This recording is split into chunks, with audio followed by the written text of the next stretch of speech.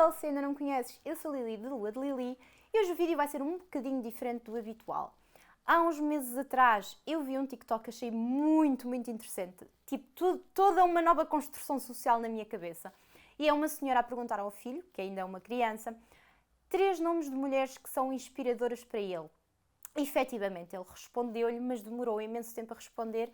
Ela basicamente estava a lançar o desafio para as mulheres que estavam a ver aquele TikTok perguntarem aos homens na sua vida 3 nomes de mulheres inspiradoras. Isto porquê?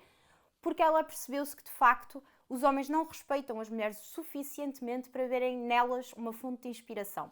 E eu, na altura, achei aquilo muito interessante, nunca tinha pensado nisso, pensei nas minhas próprias fontes de inspiração e questionei os homens na minha vida, à minha volta, sobre isso. Obviamente que tive respostas diferentes, de diferentes homens com diferentes idades, mas o tempo de resposta, a dificuldade que muitos homens tiveram em responder, acabou por me chocar. É mesmo chocante percebermos que, para um homem, uma mulher, de facto, nem que seja inconscientemente, não é uma fonte de inspiração. E visto que nós, daqui a 2 dias, vamos festejar o Dia Internacional da Mulher e muitas pessoas questionam sequer o porquê da existência deste dia, mais uma vez eu volto a salientar, mulheres e homens continuam, obviamente, sem ter os mesmos direitos e os mesmos deveres. Obviamente, alguém que diga que tem, não vive no mesmo mundo do que eu. E este exercício do TikTok para mim tornou isso super claro. E por isso eu decidi que seria interessante, porque não, trazer algumas sugestões de livros das mulheres que por um motivo ou outro me inspiram. E pode ser que, se não conhecerem estas mulheres, se interessem mais por elas, quem sabe, e se já conhecerem, aprofundar um bocadinho mais sobre elas, e espero que gostem. Sobre uma das mulheres mais badass sempre, uma sobrevivente do Holocausto, uma das filósofas políticas mais conhecidas de sempre. Este livro é uma biografia da Hannah Arendt. Ela é responsável por 2 livros, pelo menos, super conhecidos, As Origens do Totalitarismo e A Condição Humana. Se não conhecem nada sobre ela, espreitam, crânio, muito interessante as perspectivas dela sobre diferentes temas, espreitem. E esta biografia, eu nunca li, mas parece-me ser muito interessante. Quando tiver a oportunidade também quero ler. Mademoiselle Chanel é uma mulher do caraças, isto é uma espécie de romance. E se não conhecem nada sobre a história de um dos ícones da moda mais conhecido de sempre, a Chanel era uma criança que cresceu num orfanato. Eu penso que o pai dela faleceu muito cedo, a mãe abandonou-a, portanto ela vem mesmo de uma condição muito humilde. No próprio orfanato começou a costurar e depois a vida dela levou-a por outros caminhos assim mais esquisitos, e ela sempre deu uma volta muito grande, apesar de parece que a vida dela está cheia de tragédias. Ela perdeu o grande amor da vida dela assim também numa tragédia, mas o percurso dela, a figura que ela conseguiu criar, ela criou uma marca que até hoje é intemporal, é um clássico, do nada, a minha admiração para sempre, incrível.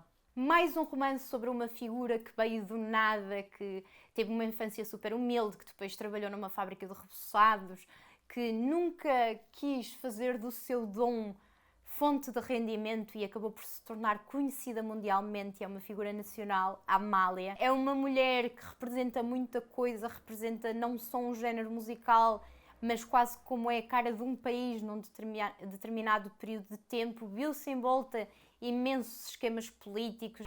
Era uma mulherona que não escondia o seu sofrimento, que fez do seu sofrimento quase um hino, uma fonte de inspiração também. A Viola Davis é uma das minhas atrizes favoritas de sempre. Ela, entretanto, lançou um livro que eu quero muito ler, que é um livro de reflexões e de memórias da autora, em que ela basicamente vai dizer como é que ela conseguiu chegar onde estava, o que é que ela teve que ultrapassar sendo mulher, sendo ainda por cima uma mulher negra. Também foca muito em ser-se autêntica, em expressar-se criativamente, que é uma coisa em que eu acredito muito também. É um mulherão da porra. Eu quero muito ler este livro porque acho que vai ser mesmo uma inspiração para mim. Este é quase um clássico de toda a gente, que é o Becoming, da Michelle Obama, e é uma autobiografia onde nós, através das memórias da política, nós vamos descobrir como é que foi a infância também humilde, depois aqueles anos como executiva e todas as lutas que ela teve que lutar, o que é que foi ser a esposa de um presidente dos Estados Unidos e viver na Casa Branca. Portanto, até há muita questão também aqui no livro da Michelle Obama de balancear a carreira com o relacionamento e com os filhos, que é uma coisa que a maior parte dos homens nunca se debate, e ela de facto é uma inspiração para muita gente, e curiosamente foi uma das figuras que mais homens, quando eu fiz a questão de 3 mulheres inspiradoras, me deram. Quase todos eles me falaram na Michelle Obama, e eu acho que é porque ela simboliza realmente uma mulher de espírito muito determinado, muito focado, muito resiliente, e é também para mim uma figura de inspiração, obviamente. Catarina a Grande é uma figura da história mundial icónica. Se nunca viram uma série da HBO que é The Great, vejam, porque há ali uma caricatura cheia de humor negro super atual desta figura histórica que é de chorar a rir. Para quem gosta de história e tem sentido de humor, é uma série genial. A Catarina a Grande foi uma mulher que mudou também a sua época, mudou o mundo da sua época, mudou a Rússia da sua época. Era inteligente, era culta, era autoritária, era estratega, era tipo uma mulher mesmo badass. Muito interessante esta figura. Se não conhecerem, vão espreitar porque vale muito a pena. Madame Curie é assim tipo a badass para todas as mulheres da ciência. Ganhou não só o Nobel da Química, mas também o da Física por todo o seu trabalho na radioatividade. Este livro é uma biografia escrita pela própria filha, que mulheraça, brutal, que inspiração, e apesar de eu estar relacionada à ciência e às ciências exatas zero e o meu conhecimento de ser absolutamente nenhum, acho mesmo que é uma figura de referência para todas as meninas que se ligam a qualquer que seja a área de sucesso em que alguém se tenha revelado, ainda por cima na época, o facto dela ter sido mulher. Nesta época, nós todos sabemos que atualmente já não é fácil, mas na época em que foi, pá, que badass, que mulherona, que cérebro, inspiração. Este livro, para muita gente, é polémico. Esta figura também da política ocidental é provavelmente uma das figuras femininas na política mundial neste momento com mais poder. É uma figura que nem toda a gente aprecia. Eu, pessoalmente, acho uma mulher muito inspiradora. E nós, através deste livro, percebemos como é que ela se tornou a política astuta, hábil e até discreta que foi durante estes anos. Acho muito interessante. Acho uma mulher que representa tudo aquilo que eu também admiro. Força, poder, mas também destreza. Ela é uma mulher literalmente de negócios, ela sabe negociar e gerir pessoas muito bem. Epá, leiam. E obviamente que seria impensável eu gravar um vídeo destes e não falar de Malala, é um clássico. A pessoa mais nova a receber o Nobel da Paz, uma menina que nasceu no Paquistão e que ia literalmente dar a sua própria vida ou perder a sua própria vida em nome da igualdade e da possibilidade das meninas terem acesso à educação.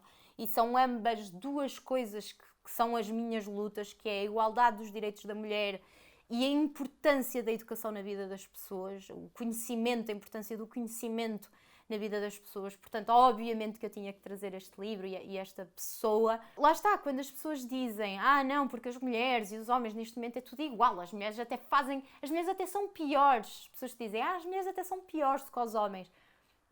Não é assim, pode ser assim na tua casa, que também não é, porque quem cozinhou no Natal em tua casa foi a tua mãe, a tua tia e a tua avó, portanto, não. As mulheres e os homens não têm os mesmos direitos, infelizmente, ainda não é assim. E há muitas situações, não só noutros países e em situações, obviamente, de mutilações e violações e torturas e assédios e casamentos, e agora com a história do Qatar, então, os direitos das mulheres, acho que ficou muito às claras o quanto as mulheres claramente não têm os mesmos direitos do que os homens, mas não precisamos de ir tão longe. O exercício mais fácil de nós percebermos o quão os direitos das mulheres e dos homens são diferentes é colocarmos aquele exercício de empatia em prática e colocarmos a situação ao contrário. Ou seja, se eu fosse um homem, isto aconteceria-me, e 90% dos casos não acontece. Portanto, acho que é uma boa semana para se refletir sobre isso, se refletir sobre aquele que é o nosso papel enquanto defensores dos direitos iguais, ou seja, dos direitos humanos, independentemente de sermos homens ou sermos mulheres. Quando mulheres me dizem, mas eu não sou feminista, tenham vergonha na cara. Porque se vocês não são feministas, vocês defendem que um homem vos controla e defendem que vocês não têm as mesmas capacidades nem os mesmos direitos do que um homem. Por isso, estudem sobre o que é o feminismo, porque o feminismo é literalmente nós defendermos direitos humanos, que é, antes de ser mulher, eu sou uma pessoa. É só isto, ok? Espero que tenham gostado do vídeo, beijinhos e até para a semana!